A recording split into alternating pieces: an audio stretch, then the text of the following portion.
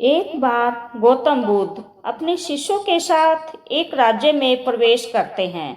जैसे ही उनके आने का सबको पता चलता है, यह बात पूरे राज्य में आग की तरह फैल जाती है कि बुद्ध राज्य में प्रवेश कर चुके हैं।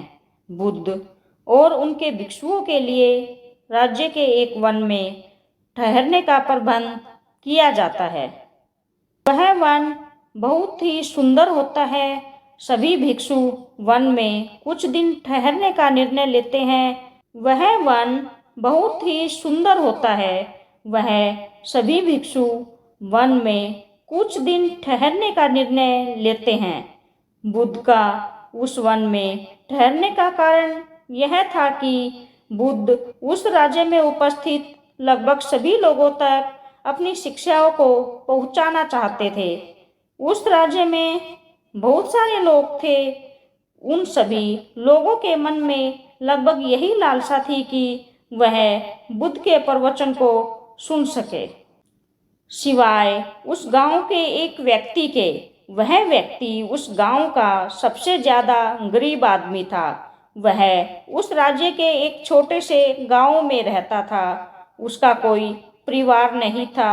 बुद्ध जिस वन में ठहरे थे, उस वन की दूरी उस गांव से बहुत कम थी, लेकिन फिर भी वह व्यक्ति बुद्ध की उपस्थिति से बिल्कुल अनजान था। वह भीख मांगकर अपना पेट भरता था और अपनी छोटी सी कुटिया में मस्त रहता था। बुद्ध ने उस राज्य में प्रवेश किया था। उसी दिन व्यक्ति सुबह सुबह उठकर अपनी कुटिया के पीछे जाता है और वह यह देखकर चौंक जाता है कि उसकी कुटिया के पीछे सुंदर एक कमल का फूल खिला हुआ है। उसे यह समझ नहीं आता अचानक यह फूल कहाँ से आ गया, क्योंकि आज से पहले कभी उसकी कुटिया के पीछे कोई फूल नहीं खिला था और ना ही कमल के फूल खिलने का मौसम था। वह सोचने लगता है कि यह कैसे हो सकता है। उसे कुछ समझ नहीं आता। फिर वह सोचता है कि क्यों न इसका लाभ उठाया जाए और वह उस फूल को तोड़कर बेचने का मन बना लेता है। रास्ते में उसे राजा का मंत्री मिलता है। उसकी नज़र उस फूल पर पड़ती है। वह बेहद आकर्षित था। वह मंत्री अपना रथ रुकवाकर उस व्यक्ति से पूछता है कि बताओ, इस फूल के बदले क्या दाम लोगे।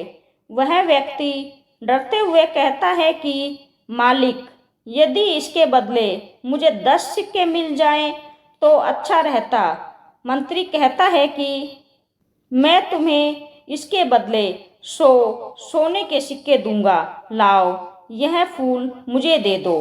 वह व्यक्ति दुविधा में पड़ जाता है कि अब वह क्या करे। वह सोचता है कि मैंने तो 10 सिक्के मांगे थे, लेकिन मुझे 100 मिल रहे हैं। इसका मतलब इस बेमौसम फूल में ज़रूर कोई खासियत है। इसकी अच्छी कीमत तो राजा ही दे सकते हैं। वह उस मंत्री को फूल देने से मना कर देता है। वह मंत्री कहता है कि मैं तुम्हें इसके बदले 10,000 सोने के सिक्के दूंगा। व्यक्ति तब भी नहीं मानता। वह फिर कहता है कि मैं तुम्हें इसके बदले 10 लाख सोने के सिक्के दूंगा।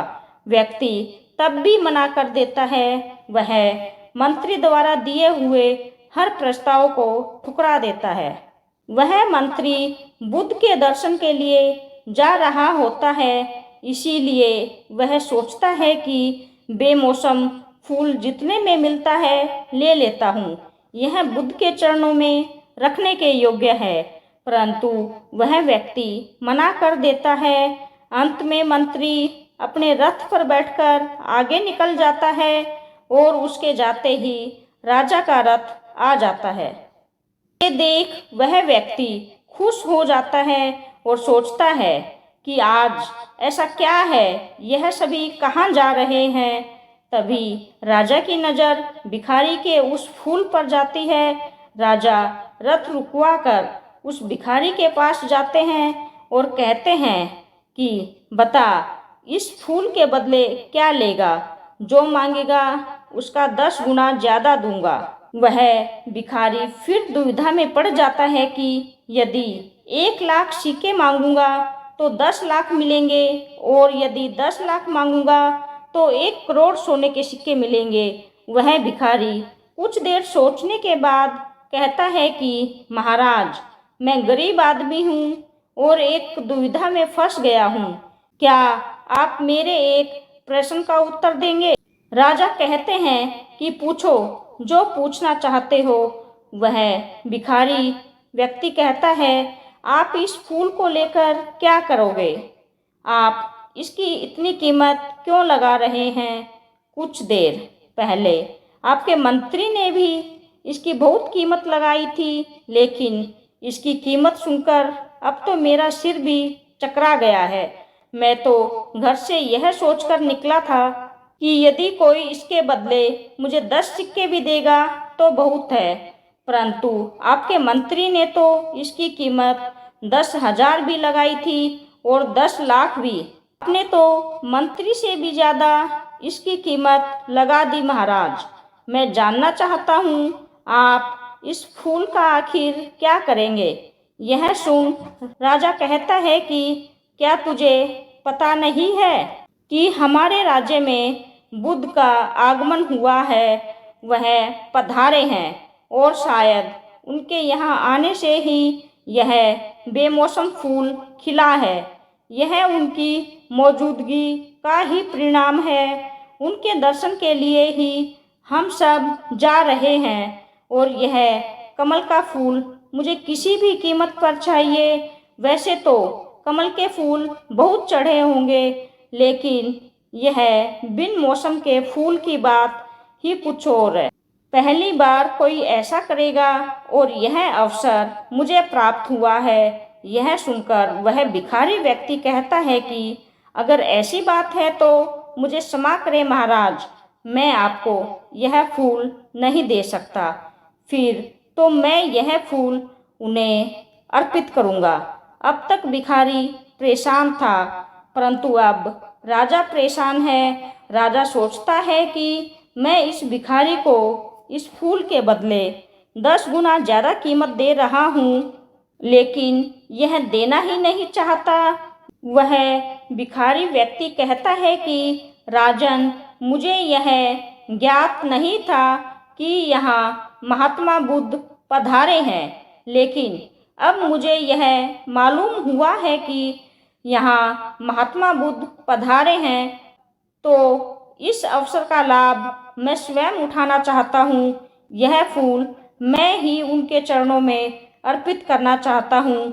यदि आप इस फूल के लिए मुझे इतनी ज़्यादा कीमत देकर उसे बुद्ध के चरणों में डालने जा रहे हैं, तो जरूर फिर बुद्ध के चरणों में चढ़ाने में ही कुछ रस होगा, उसी में कुछ आनंद होगा।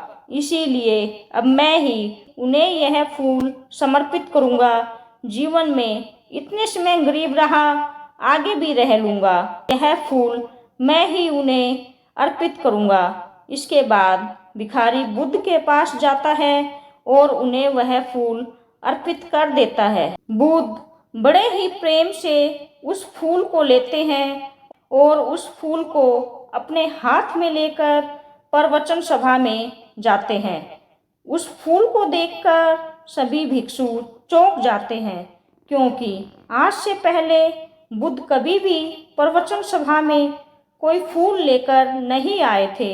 उसके बाद वह अपने सभी भिक्षु को देखते हैं और उनके सभी भिक्षु बुद्ध को देखते हैं, लेकिन कोई भी उनसे प्रश्न नहीं करता। कुछ समय तक बुद्ध उस फूल को देखते हैं और उसके बाद वह अपने सभी भिक्षुओं को वह फूल दिखाने लगते हैं। उनके सभी भिक्षु उस फूल को बहुत ही ध्यान से देखते हैं। उन सभी भिक्षु में से उनका एक भिक्षु उस फूल को देखकर रोने लगता है। उसके बाद बुद्ध अपने स्थान से उठकर वह फूल उस भिक्षु को दे देते हैं।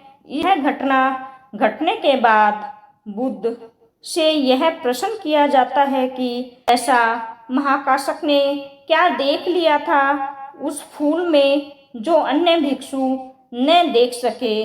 जो भिक्षु उस फूल को देखकर रोने लगा था उसका नाम महाकाशक था। बुद्ध उत्तर देते हैं कि महाकाशक ने उस पुष्प को देख लिया था। बुद्ध के उत्तर को सुनकर बाकी सभी भिक्षु चौंक जाते हैं और कहते हैं फूल तो हमने भी देखा था। बुद्ध कहते हैं जब तुमने फूल देखा था तो सिर्फ फूल नहीं उससे जुड़े विचारों को भी तुमने देखा था, परंतु महाकाशक ने जब उस फूल को देखा तो पूरे साक्षी भाव के साथ देखा था। वहाँ कोई सुंदर या बदसूरत नहीं था, वहाँ कोई विचार नहीं था, वहाँ बस फूल और महाकाशक था। यदि तुम एक छोटे से तिनके को भी पूरे साक्षी भाव से देख सको तो जीवन तत्क्षण रूपांतर हो सकता है। सिर्फ तुम्हारे देखने मात्र से ही जीवन बदल सकता है।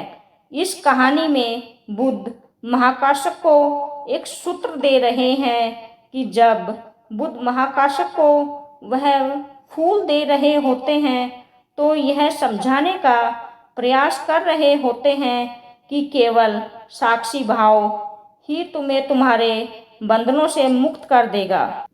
सभी भिक्षु उस सूत्र से चूक जाते हैं, लेकिन महाकाशक उस सूत्र को पकड़ लेते हैं, जिसकी वजह से उनकी आंखों से झरझर आंसू बहने लगते हैं।